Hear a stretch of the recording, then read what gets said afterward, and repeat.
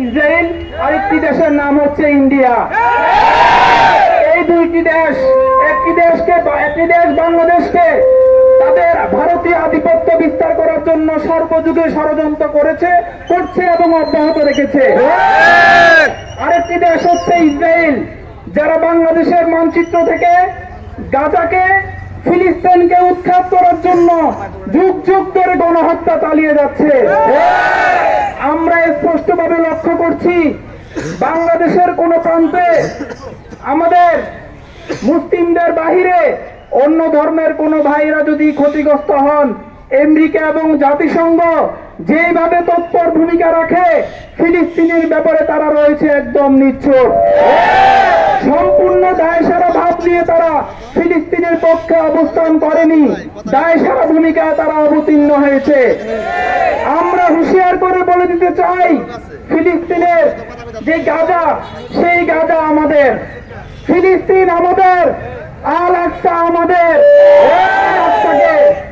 ইহুদি নাসারা যতই ষড়যন্ত্র করুক না কেন, ইসরায়েল যত ষড়যন্ত্র করুক না কেন, আল আকসাকে আমাদের থেকে কেড়ে নিতে আমরা দিব না।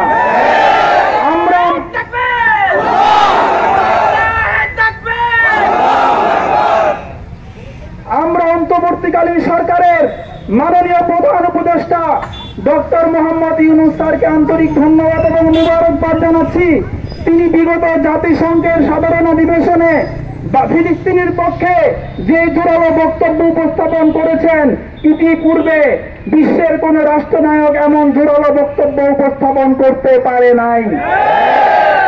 আমরা চাই আমাদের নোবেল বিজয়ী ডক্টর মোহাম্মদ ইউনূস, যিনি সারা বাংলাদেশের নয়, যিনি আন্তর্জাতিক বিশ্বের গর্ব, ডক্টর ইউনূসের নেতৃত্বে, ডক্টর ইউনূস স্যারের নেতৃত্বে বাংলাদেশের জনগণের যে আশা আকাঙ্ক্ষা, যে চাহিদা আমাদের ফিলিস্তিনি ভাই বোনদের পক্ষে, সেই জোরালো বক্তব্য তিনি আবারও আন্তর্জাতিক দরবারে উপস্থাপনের মধ্য দিয়ে ফিলিস্তিনের ইতিহাসকে জাতিসংঘের সামনে, আমেরিকার সামনে, বিশ্ব মোড়লদের সামনে আরো সুন্দরভাবে উপস্থাপন করবেন বলে আমরা প্রত্যাশা করছি।